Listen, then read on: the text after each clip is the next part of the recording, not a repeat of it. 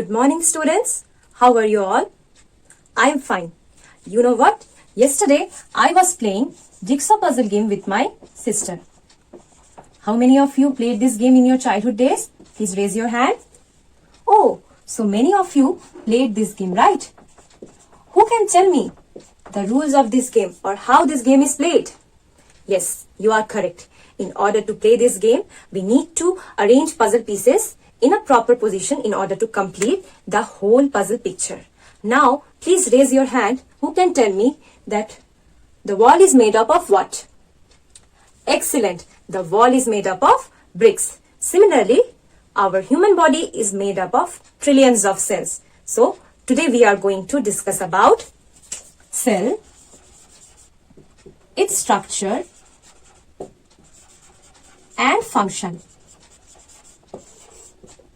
Now you might be thinking, what is cell? Right. So, cell can be defined as the basic structural and functional unit of a living organism.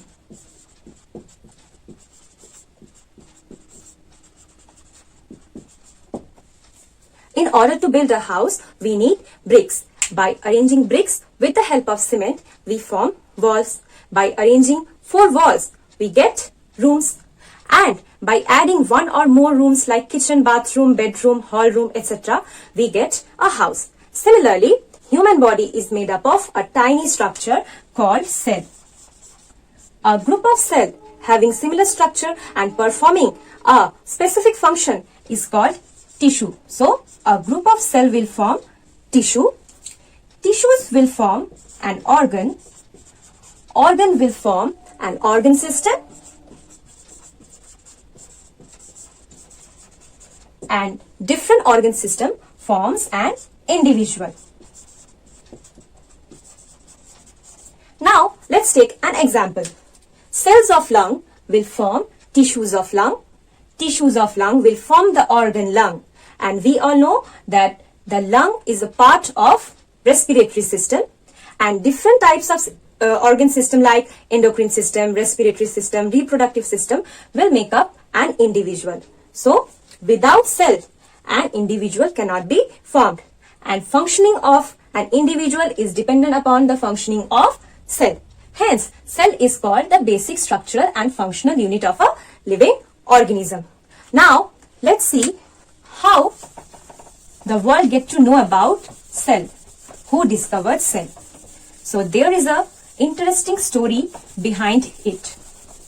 A scientist named Robert Hooke in the year 1665 first observed thin slice of cork under his primitive microscope. Now, microscope is an instrument which has got lens that magnifies small item. So, in the year 1665, Robert Hooke first observed cork cell. Now, cork cell is obtained from bark of a tree. And after observing it under microscope, he saw structure like this. It is a hexagonal shape, or it is called honeycomb-like structure, and he coined the term cell, which means a little room. In this way, the world get to know about cells. Now, we will discuss about the shapes and size of cell. Cells are usually round in shape, but many cells have different kinds of shape depending upon its function. I will draw 3 types of cell and you will tell me the shape of it. This is a red blood corpuscles. Tell me the shape of it. Very good. It is spherical or round. So, this is a red blood corpuscles. It is biconcave and round in shape, and it is responsible for transport of oxygen. Here is another cell that look like this. It somewhat look like fish, right? So, it is a spindle shaped cell.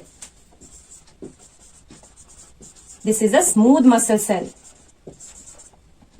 where the end is tapering and the middle portion is broad. And here is another cell that doesn't have any fixed shape. It is a unicellular organism called amoeba.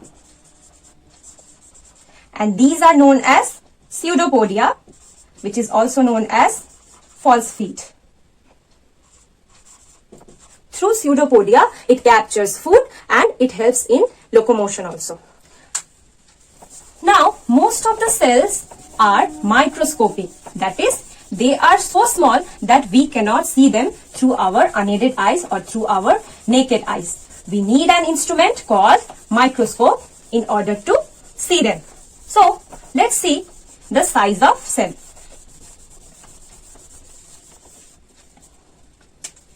The size of cell ranges from 0.1 micrometer to 0.5 micrometer. This is a very small size, hence we cannot see it through our unaided eyes. There is another cell which is an exception that we can see through our unaided eyes. That is an egg that we have in our breakfast, or we can say ostrich egg. It is the largest cell and its dimension is 170 millimeter by 130 millimeter. So from here it is clear that the shape and size of cell depends upon its function. Now we will discuss about different parts of cell.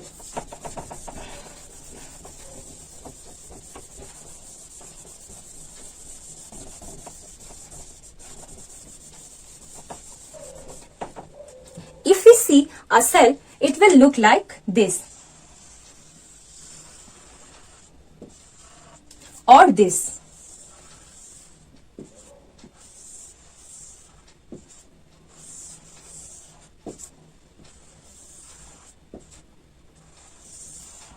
Okay, this is an animal cell and this is a plant cell. Now, both animal cell and plant cell have three things in common.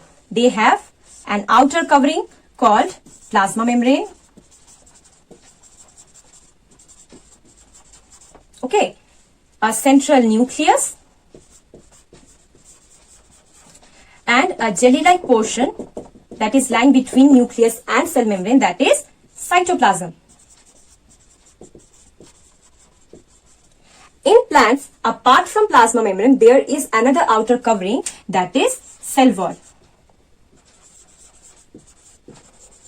And the cell membrane lies